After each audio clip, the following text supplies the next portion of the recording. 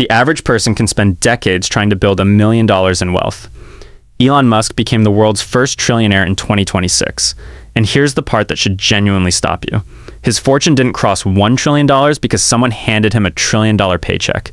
It happened because the companies he owns became extraordinarily valuable. On June 12th, 2026, SpaceX went public at $135 a share, giving the company an implied valuation of roughly $1.8 trillion.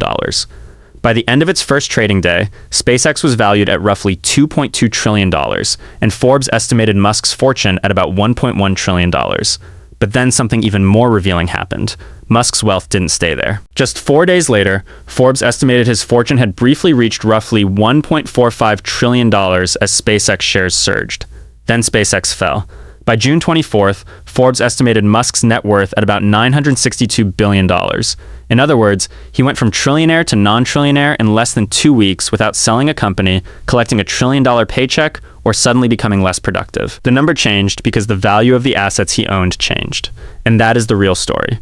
Because if you want to understand how Elon Musk became this wealthy, you have to stop thinking about wealth the way you think about a salary. You think about income. Musk's fortune is mostly about ownership. Let's break down exactly what that means. Step 1. Musk doesn't build his fortune primarily by collecting a traditional paycheck. His wealth is tied overwhelmingly to equity stakes in companies, including SpaceX and Tesla, along with other businesses he has founded or controls.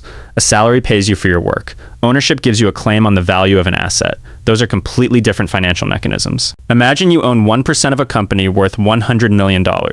Your stake is worth roughly $1 million. If that company eventually becomes worth $1 billion, your 1% stake is worth roughly $10 million. You didn't work 10 times more hours. Your ownership simply became more valuable. Now scale that idea up to billions of dollars of ownership. That's where the numbers stop behaving like ordinary personal finance. Step 2. This is why Musk's net worth can move by billions without billions of dollars appearing in his bank account. If the market increases the value of a company he owns, the estimated value of his stake rises. If the market cuts that company's value, his estimated wealth falls. Nothing necessarily needs to be bought or sold by Musk personally. The valuation changes, and his balance sheet wealth changes with it. That's exactly what we saw in 2026. SpaceX's IPO didn't put $1 trillion of cash into Musk's checking account. It created a public market price for a company in which he owns a massive stake. That market price was then used to estimate the value of his ownership. This distinction matters enormously. Net worth is not the same thing as cash, and a billionaire's net worth is not a giant bank balance waiting to be withdrawn. Step 3. Now the story gets even more interesting. Musk's wealth is unusually concentrated. Forbes reported that he owns roughly 38% of SpaceX when options are included, and he owns a significant stake in Tesla as well.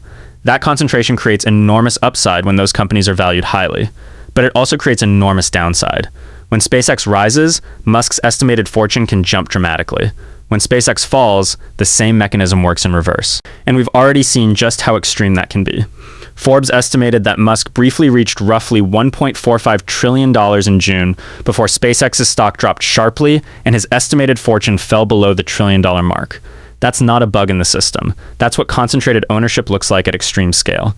Ownership plus concentration plus scale. That's the hidden mechanism. Now here's the uncomfortable math. Suppose you somehow saved $100,000 every single year and spent absolutely none of it. Reaching $1 million would take 10 years. Reaching $1 billion would take 10,000 years. And reaching $1 trillion through saving alone would take 10 million years. That's obviously not how fortunes like Musk's are built. The mechanism has to be different. You can't save your way to extreme wealth. You need to own something that can become extraordinarily valuable. And that brings us to the most important distinction in this entire video.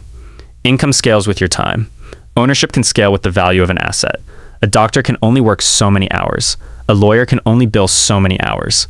A salaried employee can only receive so many paychecks. But if you own part of a company that grows from $10 million to $10 billion, your potential wealth can increase enormously without your working hours increasing by 1,000 times. That doesn't mean ownership is easy. It means the ceiling is fundamentally different. And Musk's story demonstrates that difference at an almost absurd scale. But there's another part of his story that gets ignored whenever people reduce everything to work harder. Musk's wealth has also been extraordinarily volatile. In 2022, his fortune suffered what Guinness World Records recognizes as the largest loss of personal fortune on record. Guinness cites a Forbes estimate of roughly $165 billion lost between November 2021 and December 2022, while noting that some estimates put the loss closer to $200 billion. The same ownership mechanism that created enormous gains also produced enormous losses. That's important because it changes the way you should interpret billionaire wealth.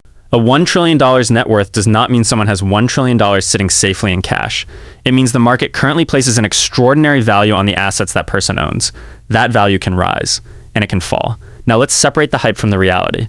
The hype says Elon Musk became extraordinarily wealthy because he worked harder than everyone else. There is certainly extraordinary work, risk-taking, execution, and persistence behind the companies he built. But that explanation is incomplete. If working harder alone created extreme wealth, the world's hardest working people would automatically become its richest people. They don't. The missing ingredient is ownership. Musk didn't just work for Tesla and SpaceX. He owned significant pieces of them. And when the market valued those businesses at extraordinary levels, his ownership became extraordinarily valuable. That is a completely different mechanism from earning a salary. And 2026 made that mechanism unusually visible. SpaceX's IPO created a public market price for a company that had previously been privately valued. That immediately changed how Musk's stake could be measured. The IPO itself raised $75 billion for SpaceX at a $135 offering price. Musk wasn't personally receiving that $75 billion. The company was raising the capital. But the public valuation created a new reference point for the value of the shares Musk already owned. That's why his net worth could jump so dramatically without him personally receiving an equivalent amount of cash. And there's another important distinction. Some future wealth attributed to Musk comes from compensation arrangements that are conditional on performance. Tesla's enormous 2025 compensation package, for example, is tied to aggressive future milestones. Potential future compensation is not the same thing as cash already earned. So whenever you see a headline saying Musk is worth $1 trillion, remember that you're looking at an estimate of asset value, not a bank statement. Now zoom out. Because this isn't really a story about Elon Musk. It's a story about how wealth works. Musk is simply an extreme example because the numbers are so large that the mechanism becomes impossible to ignore. The same basic distinction exists at a much smaller scale. An employee earns a salary. An investor owns stocks. A homeowner owns property. A business owner owns a company. A founder owns equity. The more of your financial life comes from owning productive assets, the more your wealth can potentially grow independently of the number of hours you personally work. Of course, ownership comes with risk. Stocks can fall. Businesses can fail. Real estate can decline. Concentrated positions can destroy wealth just as quickly as they create it. Musk's own history proves that. So the lesson isn't put everything into one company and hope it becomes the next SpaceX. That's exactly the kind of conclusion the data does not support. The lesson is simpler. There is a massive difference between earning money and owning assets that can increase in value.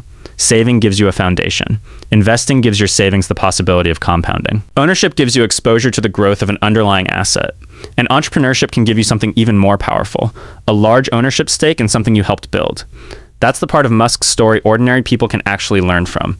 Not the $1 trillion number, not the rockets, not the headlines, the mechanism.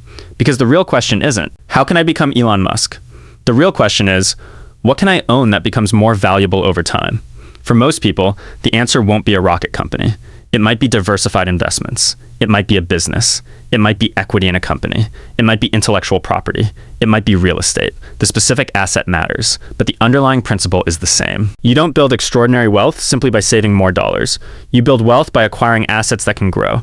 And that's why Musk's fortune is so difficult to understand if you think about money only as income. His wealth isn't moving like a paycheck. It's moving like ownership. So here's the question worth sitting with. If your income stopped tomorrow, how much of your financial future would still be working for you? Because that question, not how many hours you work, is where the real wealth building conversation begins.